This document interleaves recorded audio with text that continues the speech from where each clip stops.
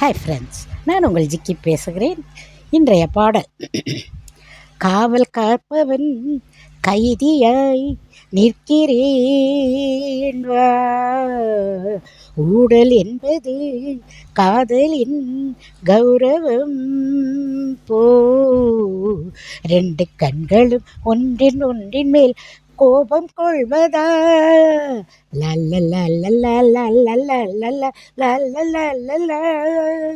ஆண்கள் எல்லாம் பொய்யின் வம்சம், கோபம் கூட அன்பின் அம்சம். நாணம் வந்தால் ஊடல் போகுமோ? பொன்மணி கோபம் ஏனோ? பொன்மணி கோபம் ஏனோ? நன்றி.